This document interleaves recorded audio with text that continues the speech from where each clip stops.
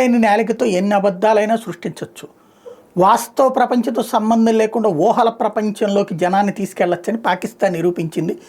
ప్రజలందరి కళ్ళ ఎదుట వాళ్ళ ఉగ్రవాద శిబిరాలు ధ్వంసమైన, ప్రజలందరి కళ్ళ ఎదుట వాళ్ళ ఎయిర్ బేసులు ధ్వంసమైన, ప్రజలందరి కళ్ళ ఎదుట వాళ్ళు సర్వనాశనమైన, అబ్బెబ్బే మనమే గెలిచామనేటటువంటి ఒక విచిత్ర వాదనతో ప్రజల్ని మభ్యపెట్టడంతో పాటు ప్రపంచాన్ని మభ్యపెట్టాలనుకుంటోంది.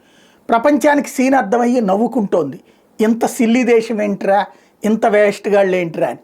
అదే సందర్భంలో ఇప్పటికీ ప్రపంచాన్ని నమ్మించేందుకు వాళ్ళ మంత్రులు వెళ్ళి టీవీ డిబేట్లలో మాట్లాడుతుంటే ఆధారం ఎదురా నాయన అంటే సోషల్ మీడియా అంటారు, లేకపోతే కనుక వాళ్ళ ఫ్యామిలీ గ్రూపులు అంటారు. ఈ తరహాలో సొల్లి కబుర్లు చెప్తున్నటువంటి విషయం చివరికి సమాధానం చెప్పలేక అంతర్జాతీయ మీడియా ముందు నోళ్లు వెళ్ళబెడుతున్నటువంటి అంశం. Safe havens or terrorist camps in Pakistan. You see, Pakistan's framed this as a victory moment for the country.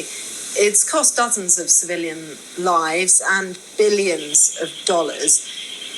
Did it stop because the country could no longer afford for it to continue?